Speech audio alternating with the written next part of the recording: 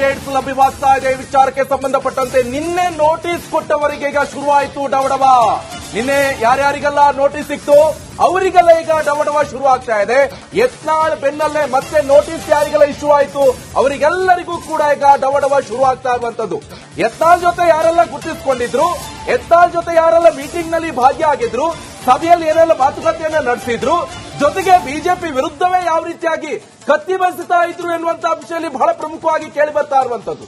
ಅದು ಕೂಡ ಬಿಜೆಪಿ ನಾಯಕರು ಹೇಳ್ತಾ ಇದ್ರು ಯತ್ನಾಳ್ ಅವರನ್ನ ಉಚ್ಚಾಟನೆ ಮಾಡಬೇಕು ಅಂತ.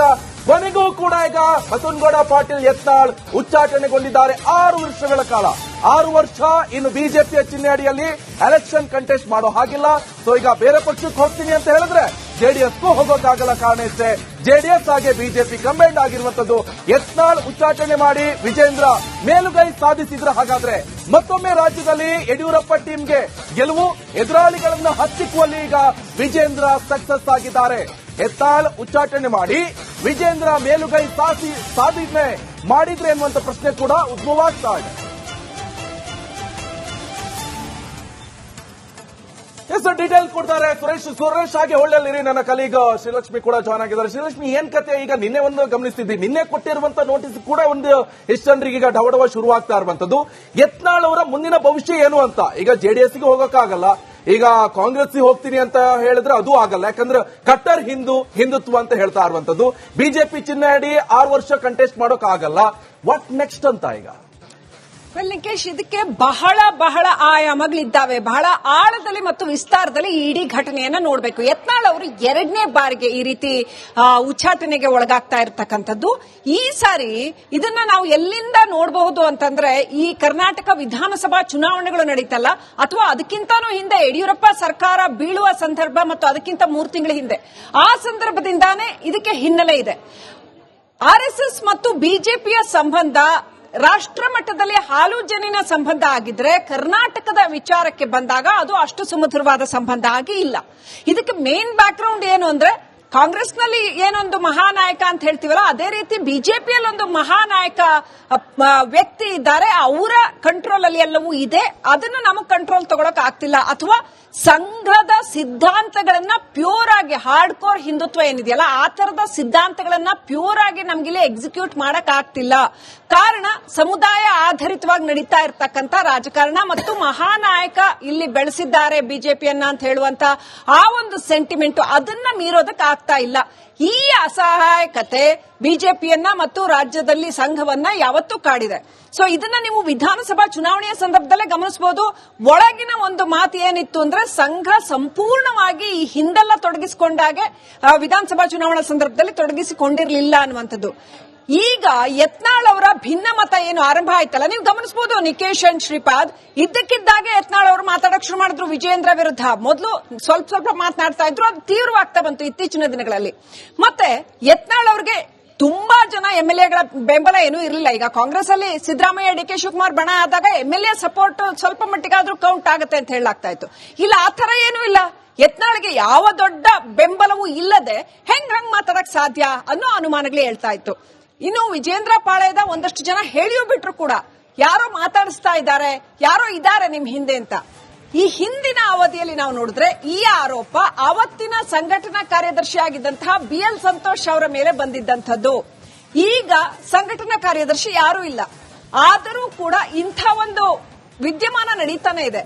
ರಾಜ್ಯದ ಮಟ್ಟಿಗೆ ಯತ್ನಾಳ್ ಅವರನ್ನ ಉಚ್ಚಾಟಿಸಿರ್ತಕ್ಕಂಥ ಈ ಘಟನೆ ನಾವು ನೋಡೋದಾದ್ರೆ, ಇಲ್ಲಿ ಸಂಘದ ಕೈ ಕೆಳಗಾಗಿದ್ಯಾ, ಸಂಘಕ್ಕೆ ಎಲ್ಲೊಂದ್ ಕಡೆ ಅಸಹಾಯಕತೆ ಉಂಟಾಯ್ತಾ, ವಿಜೇಂದ್ರ ಕೈ ಅತ್ಯಂತ ಸ್ಪಷ್ಟವಾಗಿ ಮತ್ತೆ ಮೇಲುಗೈ ಆಯ್ತಾ ವಿಜೇಂದ್ರಗೆ ಅನ್ನುವಂತಹ ಒಂದು ಅನುಮಾನವೇ ಮೂಡುತ್ತೆ. ಶ್ರೀಲಕ್ಷ್ಮಿ, ಮತ್ತೆ ವೆಲ್ಕಮ್ ಬ್ಯಾಕ್. ಬಿಜೆಪಿ ರಾಜ್ಯಾಧ್ಯಕ್ಷರಾಗಿ ವಿಜೇಂದ್ರ ಅವರು ಸದ್ಯಕ್ಕೇನಿದ್ದಾರೆ, ಇದೇ ಅಧ್ಯಕ್ಷ ಪಟ್ಟಕ್ಕಾಗಿ ಬಣ ಬಡಿದಾಟ ನಡೆದಿತ್ತು. ಮತ್ತೆ ಪಕ್ಷದಲ್ಲಿ ಈಗ ಯಡಿಯೂರಪ್ಪ ಅವರು ಹಿಡಿತವನ್ನ ಸಾಧಿಸಿದ್ದಾರೆ. ಯತ್ನಾಳ್ ಉಚ್ಚಾಟನೆಯ ಮೂಲಕ ಬಿಎಸ್ವೈ ಮತ್ತೆ ಬಾಸ್. ಬಿಜೆಪಿ ರಾಜ್ಯಾಧ್ಯಕ್ಷ ಸ್ಥಾನಕ್ಕಾಗಿ ಬಣ ಬಡಿದಾಟ ನಡೆದಿತ್ತು. ಅಧ್ಯಕ್ಷ ಸ್ಥಾನಕ್ಕೆ ಕಣ್ಣಿಟ್ಟು ಸೋತು ಸುಣ್ಣವಾಗಿದ್ದಾರೆ ಬಸನಗೌಡ ಪಾಟೀಲ್ ಯತ್ನಾಳ್ ಅಂಡ್ ಟೀಮ್. ಯತ್ನಾಳ್ ಉಚ್ಚಾಟನೆ, ವಿಜೇಂದ್ರ ಫಸ್ಟ್ ರಿಯಾಕ್ಷನ್. ಶಿಸ್ತು ಕ್ರಮವನ್ನ ನಾನು ಸಂಭ್ರಮಿಸೋದಿಲ್ಲ ಅಂತ ಹೇಳಿ ವಿಜೇಂದ್ರ ಹೇಳಿದ್ದಾರೆ. ನಾನೆಂದೂ ಯತ್ನಾಳ್ ವಿರುದ್ಧ ದೂರು ಕೊಟ್ಟಿಲ್ಲ. ಈ ನಿರ್ಧಾರವನ್ನ ನಾನು ಸಂಭ್ರಮಿಸೋದಿಲ್ಲ. ವರಿಷ್ಠರು ಎಲ್ಲವನ್ನೂ ಸುದೀರ್ಘವಾಗಿ ಅವಲೋಕಿಸಿಯೇ ಈ ನಿರ್ಧಾರ ಮಾಡಿದ್ದಾರೆ. ಇದು ವಿಜೇಂದ್ರ ಅವರ ಫಸ್ಟ್ ರಿಯಾಕ್ಷನ್.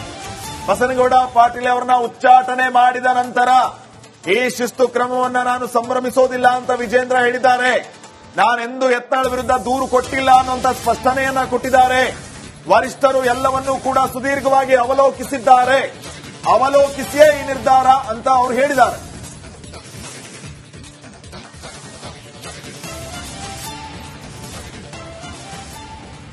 ಅಪ್ಡೇಟ್ಸ್ ಲಭ್ಯವಾಗ್ತಾ ಇದೆ. ಈ ವಿಚಾರಕ್ಕೆ ಸಂಬಂಧಪಟ್ಟಂತೆ ನಿನ್ನೆ ನೋಟಿಸ್ ಕೊಟ್ಟವರಿಗೆ ಈಗ ಶುರುವಾಯಿತು ಡವಡವ.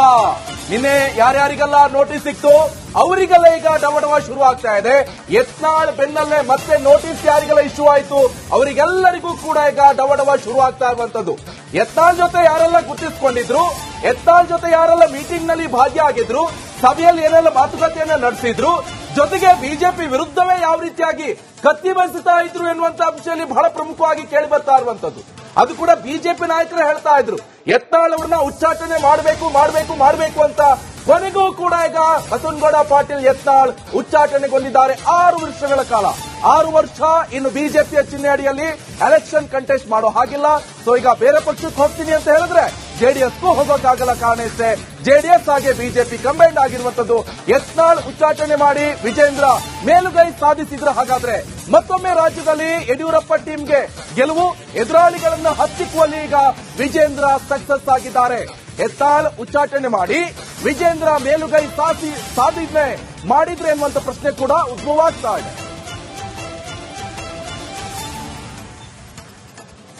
ಡೀಟೇಲ್ ಕೊಡ್ತಾರೆ ಸುರೇಶ್ ಹಾಗೆ ಒಳ್ಳೆಯಲ್ಲಿರಿ. ನನ್ನ ಕಲೀಗ್ ಶ್ರೀಲಕ್ಷ್ಮಿ ಕೂಡ ಜಾಯ್ನ್ ಆಗಿದ್ದಾರೆ. ಶ್ರೀಲಕ್ಷ್ಮಿ, ಏನ್ ಕತೆ? ಈಗ ನಿನ್ನೆ ಒಂದು ಗಮನಿಸ್ತಿದ್ವಿ, ನಿನ್ನೆ ಕೊಟ್ಟಿರುವಂತ ನೋಟಿಸ್ ಕೂಡ ಒಂದು ಎಷ್ಟು ಜನರಿಗೆ ಈಗ ಡವಡವ ಶುರುವಾಗ್ತಾ ಇರುವಂತದ್ದು.